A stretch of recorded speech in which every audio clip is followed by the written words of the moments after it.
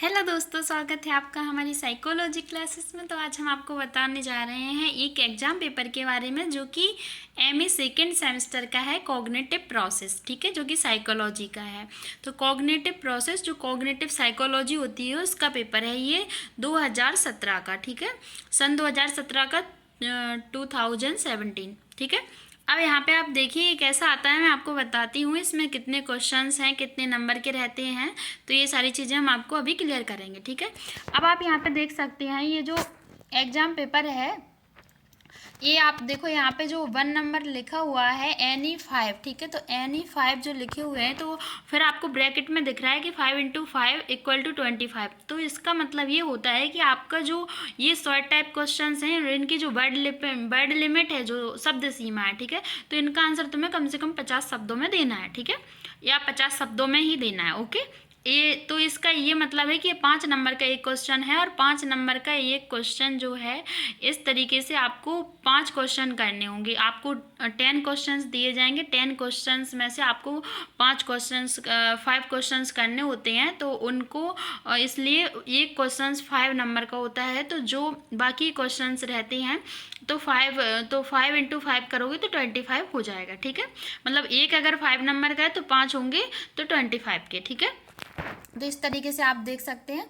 देखिए यहाँ पे संवेदी स्मृति क्या है, इसमें जो पहला क्वेश्चन है वो है संवेदी स्मृति का है, व्हाट इज सेंसरी मेमोरी। ठीक है, अब दूसरा क्वेश्चन जो है वो है कूट संकेतन की परिभाषा दीजिए। देखिए यहाँ पे आप देख सकते हैं संवेदी स्मृति क्या है, कूट संकेतन की परिभाषा दीजिए। ठीक है, डिफाइन कोडिंग। और तीसरा क्वेश्चन है प्रासंगिक स्मृति को परिभाषित कीजिए, डिफाइन एपिसोडिक मेमोरी। ठीक है, और चौथा क्वेश्चन जो है वो चलन स्मृति क्या है, व्हाट इज वर्किंग मेमोरी। और जो पांचवा क्वेश्चन है नेक्स्ट, अर्थगत स्मृति की विशेषताएं स्पष्ट कीजिए। ठीक है, और नेक्स्ट क्वेश्चन है पुनः प्राप्ति संकेत क्या है। ठीक है, यहाँ पे नेक्स्ट क्वेश्चन है प्रोटोटाइप उपागम को परिभाषित कीजिए, डिफाइन प्रोटोटाइप मॉडल। ठीक है, और नेक्स्ट क्वेश्चन है संप्रत्यय के प्रकार बताइए, टाइप्स ऑफ कॉन्सेप्ट। ठीक है, नेक्स्ट क्वेश्चन है मेटा स्मृति क्या है, व्हाट इज मेटा मेमोरी। और ये नेक्स्ट क्वेश्चन है स्कीमा क्या है, व्हाट इज स्कीमा।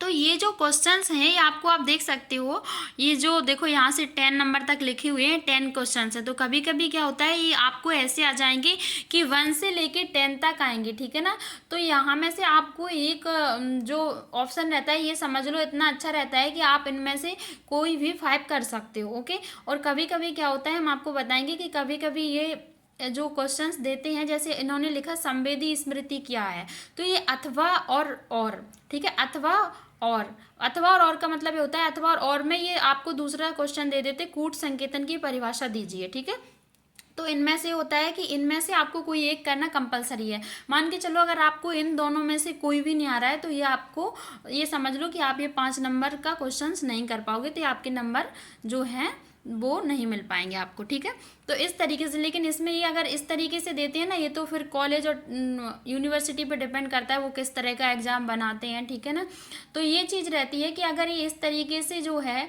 देते हैं, तो आप इसमें ये रहता है कि आपको कोई 5 नहीं आ रहे हैं, जो 5 आ रहे हैं वो कर सकते हो। ठीक है, तो इसमें आपको ये अच्छा ऑप्शन रहता है। अब आप देखिए यहाँ पे जो ये तो शॉर्ट टाइप क्वेश्चंस रहे। अब ये जो शॉर्ट टाइप थे, अब यहाँ पे जो इकाई फर्स्ट लिखा हुआ है, यहाँ पे जो क्वेश्चंस हैं वो आपका लॉन्ग टाइप क्वेश्चंस है। ठीक है, लघु सॉरी दीर्घ उत्तरीय प्रश्न बोलते हैं, देखा होगा पहले तो इनको लघु उत्तरीय, मतलब कि ऐसे समझ लो कि जो अपन जब 12th क्लास में रहते हैं तब पढ़ते हैं ना, लॉन्ग टाइप शॉर्ट टाइप, ऐसे ही वो लघु उत्तरीय प्रश्न बोलते हैं उनको हिंदी में, दीर्घ उत्तरीय प्रश्न बोलते हैं, कॉलेज में भी रहता है। तो ठीक है, तो ये वही है कि शॉर्ट टाइप क्वेश्चन वो था, ये लॉन्ग टाइप क्वेश्चन है। तो लॉन्ग आंसर टाइप क्वेश्चन ये है। आपको यहाँ पे जो 2 नंबर लिखे हुए दिख रहे हैं, मतलब ये जो इकाई फर्स्ट, मतलब जो सिलेबस रहता है एमए का, उसमें यूनिट 5 होती हैं। ठीक है, यूनिट 5 में अलग अलग टॉपिक रहते हैं, तो हर एक यूनिट से आपको 2 क्वेश्चंस करना कंपलसरी होते हैं। मतलब कि वैसे तो 4 क्वेश्चंस आते हैं, 4 क्वेश्चंस, क्योंकि एक तो वो जैसे यहाँ पे इन्होंने दिया है स्मृति क्या है, लघुकालीन स्मृति का आकार एवं कूट संकेतन की व्याख्या कीजिए। ठीक है, ये यहाँ पे देखिए what is memory, explain size and code of short term memory. अथवा, यहाँ अथवा लिखा है, अथवा और जो ब्रैकेट में लिख देते हैं OR और, ठीक है। तो इसका मतलब ये होता है दीर्घकालीन स्मृति के प्रकारों की सविस्तार वर्णन कीजिए। तो और का मतलब ये होता है, अथवा का मतलब ये होता है कि इन दो क्वेश्चंस में से आपको कोई एक करना है। ओके, तो इस तरीके से आप देख सकते हैं, discuss the types long term memory, इन दोनों में से कोई एक करना है। इसी तरीके से मैंने बताया था कि जो यहाँ पे कहने के लिए आपको दो क्वेश्चंस दिए गए हैं, बट आपको करना एक है। ऐसे ही शॉर्ट टाइप में दो क्वेश्चंस दे देते हैं, लेकिन करना आपको कोई एक होता है। इसी तरीके से आपको जो है हर एक यूनिट में से क्वेश्चंस मिलेंगे, ठीक है, हर एक यूनिट में से आता है। देखो ये फर्स्ट यूनिट का था, सेकंड यूनिट का क्वेश्चन देखिए, स्मृति के समानांतर प्रक्रिया मॉडल की व्याख्या कीजिए, ठीक है ना। अब नेक्स्ट क्वेश्चन है, देखिए स्मृति, इसी के अथवा में जो क्वेश्चन है, स्मृति के संसाधन के स्तर मॉडल का वर्णन कीजिए, ठीक है। इसके और फिर यहाँ पे देखो, discuss level of processing model of memory. तो इकाई 3, अब आ गया यूनिट 3। अब आपका ये जो नेक्स्ट क्वेश्चन है वो यूनिट 3 का है, ठीक है। यूनिट 3 का है, विशेषता तुलना मॉडल की व्याख्या कीजिए। तो डिस्क्राइब फीचर्स कंपैरिजन मॉडल, ठीक है। अब यहाँ पे देख सकते हैं आप, अथवा में ये क्वेश्चन दिया गया है, अर्थगत स्मृति की प्रकृति एवं नेटवर्क मॉडल की विशेषताओं का वर्णन कीजिए, ठीक है। तो यहाँ पे ये अब नेक्स्ट क्वेश्चन आपको मिलेगा, ठीक है। ये जो नेक्स्ट यूनिट का क्वेश्चन था, ये यूनिट 3 का क्वेश्चन है। यहाँ पे जो 5 नंबर लिखा है यूनिट 4 का क्वेश्चन है, ठीक है। तो यूनिट 4 यहाँ पर लिखा नहीं है, बट मैंने आपको बता दिया यूनिट 4 का क्वेश्चन है।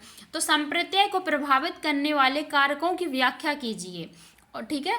तो यहाँ पे अब आप देखिए, जो अथवा में दिया गया है वो है संप्रत्यय सीखने विधियों एवं योजनाओं का वर्णन कीजिए। तो ये दो में से कोई कंपलसरी एक करना, ठीक है।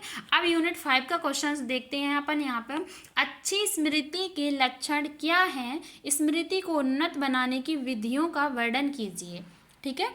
अब आप नेक्स्ट अथवा वाला देख सकते हैं, निम्न में से किन्हीं दो पर विचार व्यक्त कीजिए। अब यहाँ पे ये ऐसा दे दिया उन्होंने, जो आपको 4 हेडिंग दी हैं, 4, ठीक है ना। जो 4 पॉइंट दिए गए हैं उनमें से आप ये देख सकते हैं, मेटा संज्ञान, ठीक है, मेटा संज्ञान, मेटा कॉग्निशन होता है, ठीक है। मनोदशा स्मृति का प्रभाव, तो मनोदशा स्मृति का प्रभाव। तीसरा है प्रत्यक्षदर्शी साक्ष्य, ठीक है। और चौथा जो है वो है संवेग एवं दीर्घकालीन स्मृति। इनमें से कोई आपको 2 पॉइंट करने हैं, ठीक है। अब यहाँ पे देख सकते हैं, यहाँ पे इंग्लिश में लिखा हुआ है नीचे, तो देखो, right your view on any 2 of the following, मतलब ये कोई 2 करने हैं आपको, एनी 2, ठीक है। मेटाकॉग्निशन और फर्स्ट है, सेकंड है effect of mood on memory, third है आई विटनेस टेस्टिमनी, ओके, फोर्थ है emotion and long term memory. तो इस तरीके से आपको जो है जो एग्ज़ाम पेपर जो है इस तरीके से आता है, आप देख सकते हो। और आपको जो है इस तरीके से सॉल्व करना है कि इसमें आंसर देने हैं।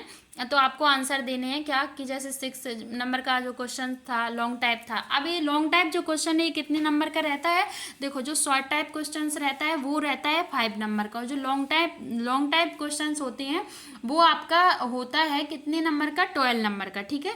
अब ये तो हो गए जो रेगुलर स्टूडेंट होते हैं, ये उनके लिए होते हैं, ठीक है। अब रेगुलर स्टूडेंट जो होते हैं उनके जो इंटरनल होते हैं, जो 15 नंबर का एक रहता है, एक सब्जेक्ट जो है आपका वो 100 नंबर का रहता है, ठीक है ना।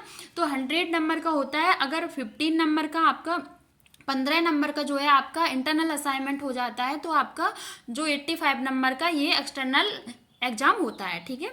और जो प्राइवेट स्टूडेंट होते हैं उनका क्या होता है, उनका जो इंटरनल असाइनमेंट नहीं होता है, तो वो क्या करते हैं कि उनका इंटरनल असाइनमेंट नहीं होती है, इसलिए उनका जो एग्जाम पेपर है वो 100 नंबर का ही रहता है, ठीक है। तो आपका 100 नंबर का एग्जाम रहता है, तो उनके लिए जो आपका जो शॉर्ट टाइप क्वेश्चन 5 नंबर का रहता है, उनका 6 नंबर का रहता है, ठीक है। और आपका जो लॉन्ग टाइप क्वेश्चन है वो आपका 12 नंबर का रहता है, वो प्राइवेट स्टूडेंट होते हैं उनके लिए 14 नंबर का रहता है, 14 नंबर का रहता है, ठीक है। और ये इधर 12 और 14 रहता है, और तो वो ऐसे 12 जो रेगुलर स्टूडेंट है और 14 है जो प्राइवेट स्टूडेंट हैं, 12 और 14, ठीक है। तो इस तरीके से जो है आपका एग्जाम पेपर आता है, और इसकी जो नंबर है वो ऐसे रहते हैं, कौन कितने नंबर का होता है, ठीक है। तो मैंने आपको बता ही दिया है। अब आपने सारे जो क्वेश्चंस हैं वो देख लिए हैं, आई होप आप सभी को समझ में आ गया होगा। अब मिलते हैं नेक्स्ट वीडियो में नेक्स्ट एग्जाम पेपर के साथ, ठीक है। Thank you so much.